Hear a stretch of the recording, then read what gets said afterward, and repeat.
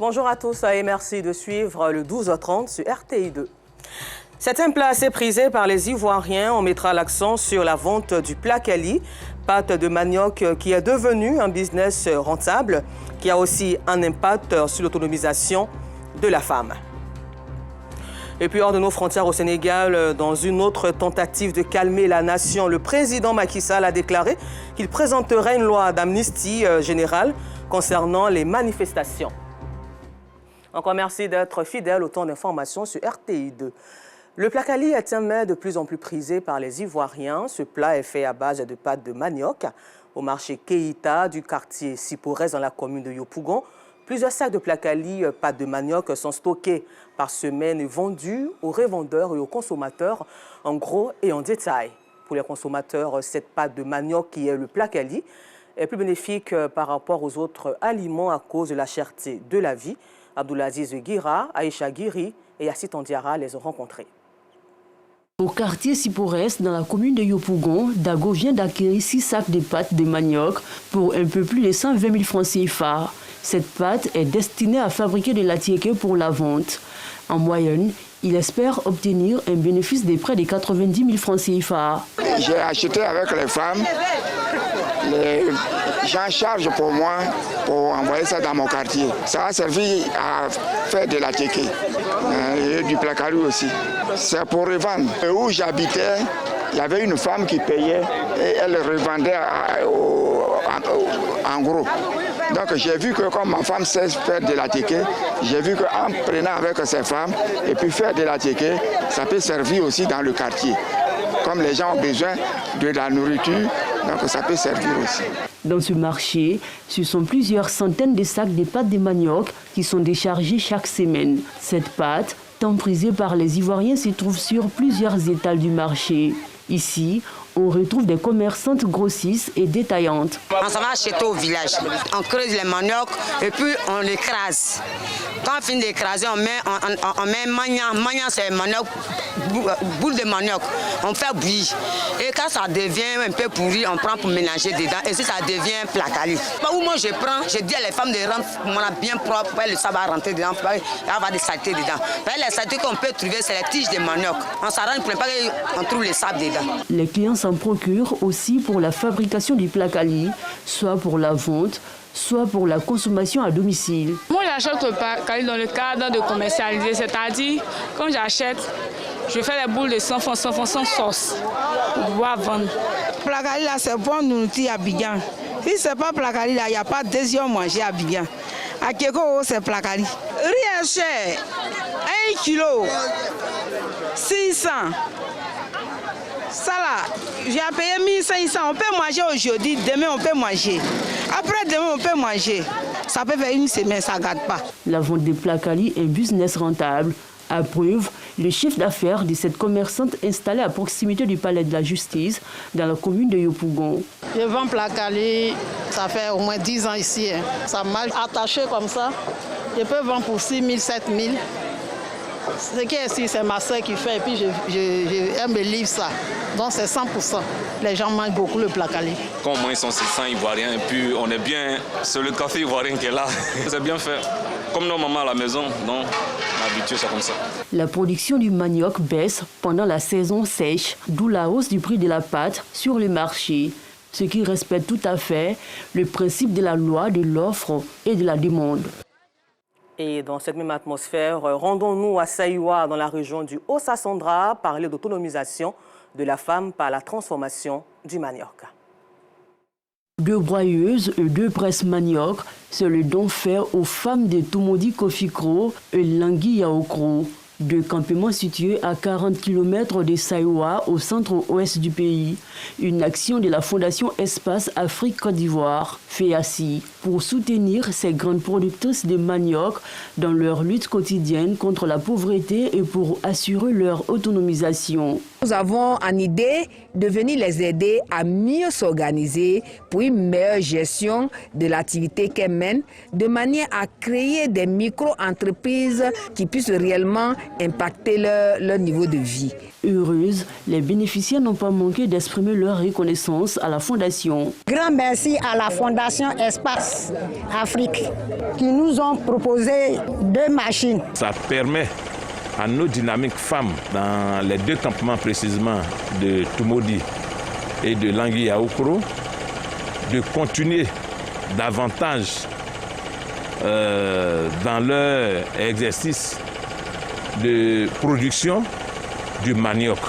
Au nom de tous les chefs de Yaoukro et de Tumodi, nous disons merci à la Fondation pour les biens en faveur des femmes. Ce don de la Fondation Espace Afrique Côte d'Ivoire devrait permettre aux femmes des campements de Tumodi Kofikro et Langui-Yaoukro de booster leurs activités et d'améliorer la qualité de leur production. À Sandégué, dans la région du Gontougo, les personnes en situation de handicap ont créé l'ONG Nyonsoi Boané dans le but de s'entraider avec les activités génératrices de revenus. Les membres de cette ONG cultivent plusieurs produits vivriers pour leur indépendance financière. Une action saluée par les habitants de cette localité. C'est reparti avec Assitan Diara et Kader Bachila. Région du Gontougo, au nord-est de la Côte d'Ivoire. Chaque matin, Apollinaire, personne en situation de handicap, quitte Sandégué en compagnie de quelques habitants de son village pour se rendre dans ce champ à Bandakaïtomora. Une fois sur les lieux, le travail peut commencer. Au programme de cette matinée, le désherbage. Pour cet espace, Apollinaire a opté pour la culture des aubergines et des tomates. Chaque matin, il faut bien arroser les plantes pour avoir de bonnes récoltes. Tout comme Apollinaire, la plupart des cultivateurs de ces champs sont des personnes à mobilité réduite. Un acte qui n'est pas fortuit. Vu la souffrance des personnes en situation de handicap, l'ONG Nyonsoi Boané a été créée en 2013 par Ian Apollinaire dans le but de contribuer à leur insertion socio-professionnelle. Ma femme échange avec moi dans le cadre de ses activités.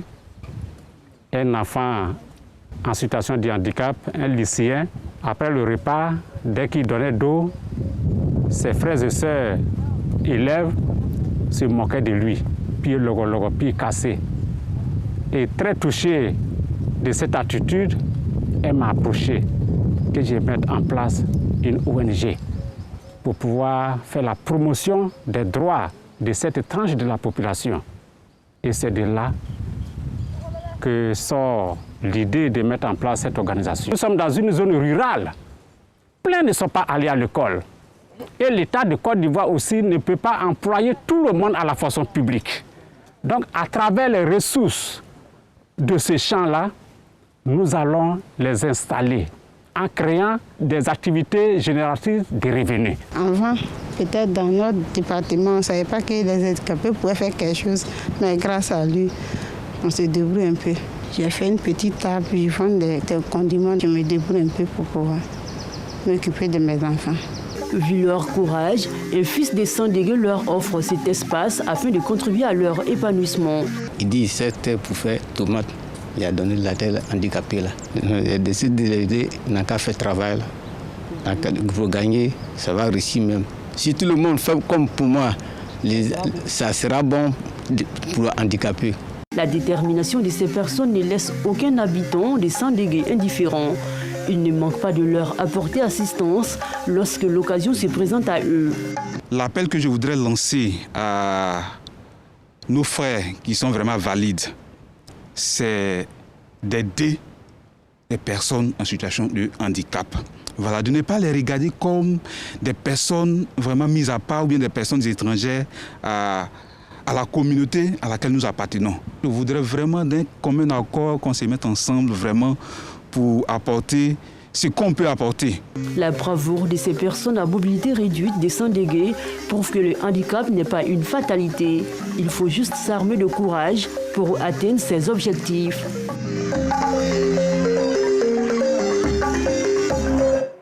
De passage, c'est le titre de la dernière œuvre produite par le docteur écrivain Georges Zrick. Dans cette œuvre dite de réflexion, l'auteur s'étale sur la vie et ses contours. Il a procédé à une séance de dédicace de cet ouvrage de 300 pages, fait d'Anaïo, Joël Gosset.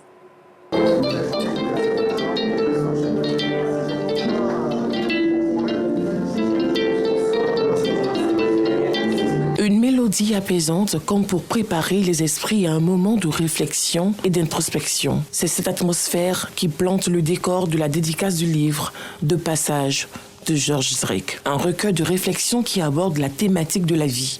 À travers cette œuvre, Georges Zrek invite les lecteurs à se plonger dans une réflexion profonde sur notre histoire collective, le présent et notre avenir commun.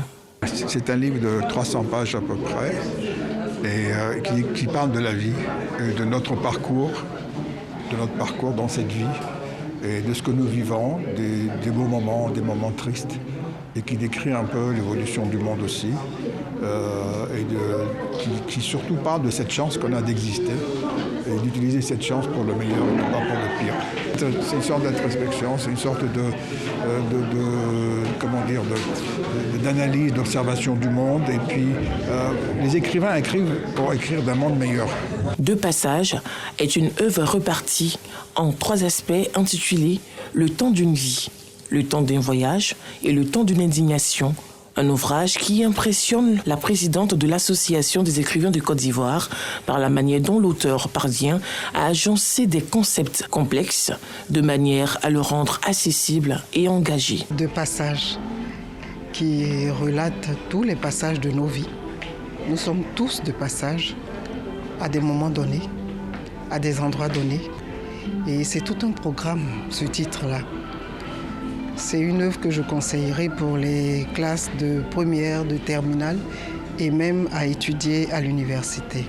Ce sont des morceaux de vie qu'il a transcrits dans cette œuvre-là. Publié en novembre 2023 par les éditions Massaïa, il s'agit d'un recueil de réflexions dédié à tous. Le passage, c'est un ouvrage, je dirais, pour tous les âges, pour tous les temps, qui va traverser le temps. C'est un ouvrage qui nous permet de nous remettre en cause. C'est un ouvrage qui nous permet de comprendre certaines choses qu'on ne comprend pas. Et je pense que l'auteur alerte en même temps l'humanité, le monde, l'être humain, à travers des choix que l'on fait, qui ne sont pas forcément les meilleurs. Cet ouvrage nous permet de mieux comprendre ce monde difficile et de mieux nous comprendre nous-mêmes. Cette dédicace a été un moment de partage fructueux et d'échanges instructifs. À la page religion, dans la région de la Niébi-Tiassa, les fidèles chrétiens des Assemblées de Dieu d'Agouville, le secteur artisanal, étaient en fête ce samedi. Ils ont procédé à la dédicace de leur nouveau temple, une œuvre architecturale qui vient désengorger le premier devenu exigu, Théodore Zouzou. Agouville, quartier artisanal. En cet espace, les fidèles chrétiens des Assemblées de Dieu sont venus nombreux. Ils sont là pour la dédicace de leur nouveau temple, le Temple du Salut. Une consécration faite en présence du président des églises des Assemblées de Dieu, mais aussi des guides des autres confessions religieuses. Un acte pour la confirmation de leur attachement à Jésus-Christ. Dieu a donné les moyens nécessaires pour que nous puissions lui bâtir un temple à sa gloire. Nous voulons que chaque chrétien de cette assemblée soit rempli du Saint-Esprit et qu'il manifeste les fruits de l'Esprit, de manifester la crainte de Dieu. Voilà, l'amour et la crainte de Dieu, pour permettre à ce que l'objectif assigné par le Seigneur, en nous donnant l'occasion d'avoir ce temple, eh bien, puisse être accompli. Avoir un plus grand temps pour cette congrégation religieuse, précisément pour celle des Assemblées de Dieu dans cette localité du département d'Agouville, acquiert l'adhésion des fidèles. Nous sommes très contents de voir la dédicace de ce temple érigé à l'honneur de l'Éternel, que nous bénissons d'ailleurs. Nous sommes heureux parce que nous savons qu'au travers de ce temple, plusieurs seront sauvés. On a quitté depuis Bondougou, des kilomètres pour venir. Nous sommes fiers de voir ce temple bâti pour la gloire de Dieu. Il faut que nous soyons des envoyés auprès de ceux qui n'ont pas encore connu le Seigneur pour qu'ils se joignent à nous pour dire merci à Dieu pour tout. On doit évangéliser pour remplir le temple. Les fidèles des Assemblées de Dieu de ce temple consacré à l'Éternel des armées s'engagent à prêcher la bonne nouvelle dans tous les recoins de la Niébi-Tiassa. Hors de nos frontières au Sénégal, dans une autre tentative de calmer les Sénégalais, le président Macky Sall a déclaré qu'il présenterait une loi d'amnistie générale concernant les manifestations, parfois meurtrières, au cours desquelles des centaines de personnes ont été emprisonnées. Et puis nous terminons ce temps d'information à Gaza, alors qu'une offensive israélienne d'envergure plane toujours sur Rafah, où se sont réfugiés près d'1,5 million de Palestiniens. Les négociations autour d'un cessez-le-feu continuent. C'est dans ce contexte que l'émir du Qatar, le cheikh Tamim Ben Hamad Al Thani, se rend à Paris ce mardi 27 février. Une visite d'État de 2 jours, lors de laquelle il sera beaucoup question de Gaza afin de calmer les tensions pour une bonne période du Ramadan. Encore merci à vous et bonne suite de programme sur RTI2.